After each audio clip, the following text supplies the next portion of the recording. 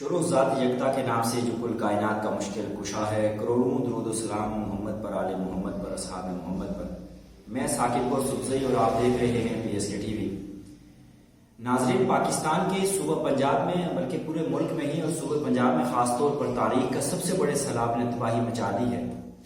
لاکھوں افراد متاثر ہیں، ہزاروں گھر ڈوب گئے ہیں۔ آج ہم اس پر بات کریں گے اور حکومت پنجاب نے ایمرجنسی بھی نافذ کر دی ہے۔ پنجاب اس وقت اپنی تاریخ کے سب سے بڑے فلڈ کا سامنا کر رہا ہے۔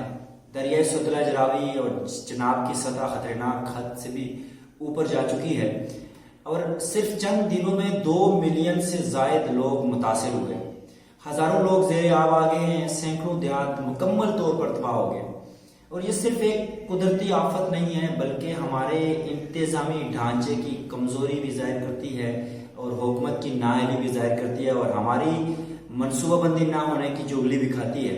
متاثرین کھلے آسمان تلے پڑے ہیں، کھانے پینے کا سامان ختم ہو رہا ہے، پینے کے لیے صاف پانی کی شدید قلت ہے، بیماریوں کا خطرہ ہے اور یہ صورتحال کسی ایک حکومت یا ایک جماعت کے لیے چیلنج نہیں بلکہ یہ ہماری پوری قوم کے لیے ایک چیلنج ہے۔ سوال یہ ہے کہ کیا ہماری حکومت ادارے ہر سال آنے والے ان فلڈ سے سبق نہیں سیکھ پاتے؟ کیا یہ سیلاب صرف ایک دفعہ آیا ہے؟ کبھی کم آتا ہے، کبھی زیادہ آتا ہے، لیکن ہر سال آتا ہے۔ کیوں ریلیف ریسکیو ہمیشہ دیر سے پہنچتا ہے؟ مونسون تو ہر سال ہوتا ہے، برسات کا موسم آتا ہے۔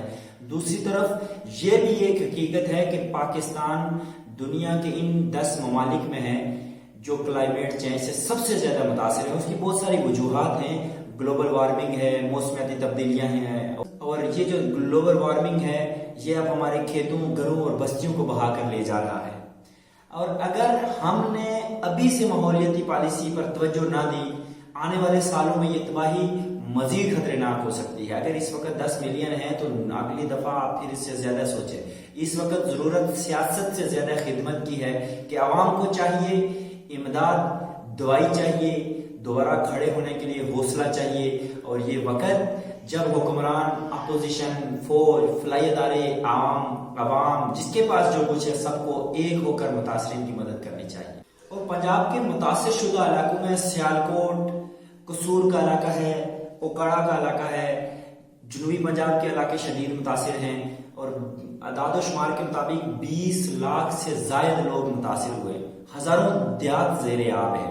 ریلیف آپریشن جاری ہے لیکن ناکافی ہے۔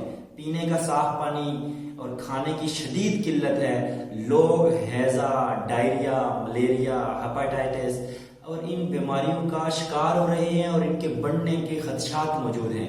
اور سب سے جو پنجاب ہمارا غلہ پیدا کرتا ہے، کسانوں کی فصلیں مکمل تباہ ہو چکی ہیں۔ فصلوں کا موسم تھا۔ کیا حکومت کی پالیسی اتنی ناکافی تھی یا پھر قدرتی آفت اس قدر بڑی تھی جسے روکنا ممکن نہیں تھا؟ ماہرین کے مطابق یہ صرف قدرتی بارشوں کا نتیجہ نہیں بلکہ کلائمیٹ چینج ہے۔ کلائمیٹ چینج ہونے کی وجہ کیا ہے وہ بھی ڈسکس کرتے ہیں اور مستقبل میں پاکستان کو مزید شدید فلڈنگ کا سامنا ہو سکتا ہے اور یہ وقت ہے سیاست سے زیادہ انسانیت کی خدمت کا۔ ناظرین اکرام، حکومت کی نااہلی ہے، حکومت ناکام ہوئی ہے، حکمت عملی نہیں کی، پلاننگ نہیں دے سکے، لوگوں کی فلاح کے لیے کوئی اس طرح کا منصوبہ بندی ان کے پاس موجود نہیں ہے۔ ابھی جیکٹیں پہن کر پانی کی بارشوں میں جانا اور صرف فوٹو سیشن اور 1992 سے لے کر کبھی میاں صاحب جاتے ہیں، کبھی شہباز صاحب کی تصاویر ہیں، کبھی 2022 میں مریم نواز کی تصاویر ہیں، پھر 2025 میں وہی تصاویر ہیں، کسی کو ریسکیو کیا جا رہا ہے، پلاننگز نہیں ہے۔ یہ ساری چیزیں اپنی جگہ پر موجود ہیں۔ کلائمیٹ چینج ہوا، اس کے اوپر ہماری کوتاہیاں کیا ہیں؟ یہ سیلاب صرف بارشوں کا نتیجہ تو نہیں ہے بلکہ ہماری اپنی کوتاہیوں کا انجام ہے۔ جب ہم نے جنگلات کو بے دریغ کاٹا اور کاٹ رہے ہیں، کوئی فکر نہیں ہے، بارش کو، پانی کو روکنے کے لیے رکاوٹیں ہم نے خود کھڑی کی ہیں، سوسائٹیز بنانی ہیں، درخت زمین پہ ڈھال ہوتے ہیں، ہم نے یہ ڈھال خود کاٹی ہے اور آج بھی کاٹ رہے ہیں، جنگل ختم ہو رہے ہیں، آج ہر بستی پانی میں ڈوبی ہوئی ہے۔ اس کے پیچھے وہ ڈھال ہٹا دی، جنگل کاٹ دیے، یہ بنیادی وجہ ہے۔ جنگلات کی حفاظت کرنے کے بجائے ہم نے لکڑی کے لیے، لکڑی کے کاروبار کے لیے، قبضہ مافیا کو خوش کرنے کے لیے آج اس کا خمیزہ عوام بھگت رہی ہے اور اگر یہ روکا نہ تو اس کا عوام اور بھی بھگتے گی اور اور مستقبل اس سے زیادہ تاریک ہوگا. ہم ان جو ٹمبر مافیا ہے، جنگلات کے دشمن ہیں، ان کے خلاف ہم سب کو اٹھنا ہوگا، پلاننگز کرنی ہوگی، ورنہ کوئی علاقہ محفوظ نہیں ہوگا. دوسری جو چیز ہماری بیجا تعمیرات ہیں، ہاؤسنگ سوسائٹیز ہیں، اور ندی نالوں کی قدرتی راستوں پر سوسائٹیز نے بڑے بڑے پلازے بنا لیے.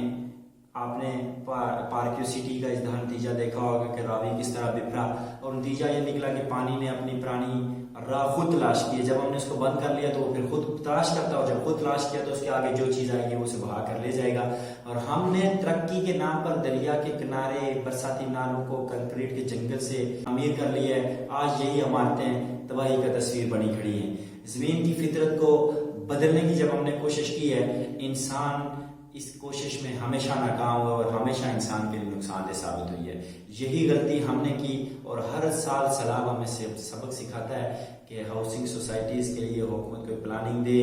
ہر جگہ پر راستے روک کر، قبضے کر کے، کسی حکومت کے قریب ہونے پر کوئی قبضہ مافیا ایک بہترین سوسائٹی تیار کر لیتا ہے.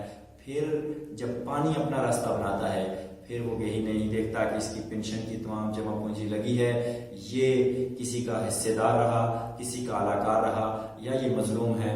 اس میں سب رگڑے جاتے ہیں. بدقسمتی یہ ہے کہ ہم ایک ایسے خطے میں رہتے ہیں اور ایک ایسی حکومت کے زیر انتظام رہتے ہیں کہ ہمارے ہاں حکمت عملی ہمیشہ حادثہ ہو جانے کے بعد بنائی جاتی ہے. پہلے نقصان ہوتا ہے، پھر کمیٹیاں بنتی ہیں، کمیٹیاں فیصلہ کرتی ہیں، اور اس کی کرپشن کی ایک الگ رداد ہے. سیلاب روکنے کے لیے ڈیمز، واٹر مینجمنٹ پلان آج تک کاغذوں سے باہر نہیں نکل سکا. آپ نے ایک ڈیم بنایا، اس پر رولا، کوئی کالا باغ ڈیم کے رولے. کالا باغ ڈیم پر کشمیر سے لوگ اٹھ کر اعتراض کر رہے ہیں، اس کو نہیں بننا چاہیے. کوئی سندھ سے اٹھ کر اعتراض کر رہا ہے، اس کو نہیں بننا چاہیے. یہ ہماری حکمت عملیاں نہیں ہے. سیلاب روکنے کے لیے ہمارے پاس کوئی پلانز موجود نہیں ہے. ہمارے حکمران فوٹو سیشن سے مصروف ہیں، جبکہ عوام اپنی زندگیاں بچانے کے لیے کشتیوں پر بیٹھے ہوئے ہیں. یہ آپ کے سامنے کے مناظر ہیں. ہر سال سیلاب آتا ہے، ہر سال وعدے کیے جاتے ہیں، ہر سال وعدوں پر ہم مطمئن ہو جاتے ہیں، اور پھر کیا ہوتا ہے؟